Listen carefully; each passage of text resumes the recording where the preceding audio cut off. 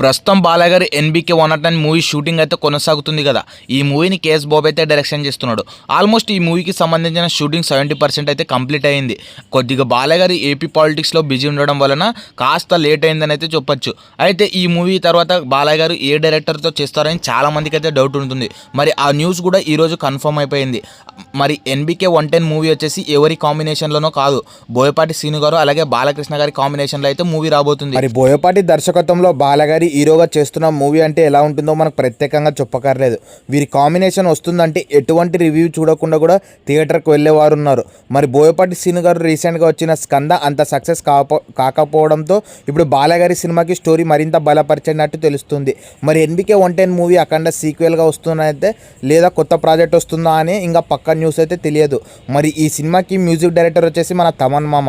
మరి బాలయ్య గారు అభిమానులు ఎన్బీకే 110 ఖచ్చితంగా అఖండ 2 ఉండొచ్చని అయితే చెప్తున్నారు. అలాగే ఈ ప్రాజెక్ట్కి ప్రొడ్యూసర్ వచ్చేసి అల్లు అరవింద్ గారు గీతా ఆర్ట్స్ బ్యానర్ పై అయితే తెరకెక్కబోతుంది. మరి ఇందుకు సంబంధించిన గ్రాండ్ లాంచ్ ఏప్రిల్ 9న అయితే జరగబోతుందని తెలుస్తోంది. ఇందుకు సంబంధించి మరిన్ని అప్డేట్స్ త్వరలోనే తెలిసే అవకాశం ఉంది. మరి మీరు కూడా బాలయ్య గారి అలాగే బోయపాటి శ్రీను గారి కాంబినేషన్లో మరో మూవీ ఎదురు చూస్తుంటే కామెంట్ బాక్స్లో కామెంట్ చేయండి. ఇలాంటి అప్డేట్స్ కోసం మన ఛానల్ ఇప్పుడే లైక్ చేసి సబ్స్క్రైబ్ చేసుకోండి.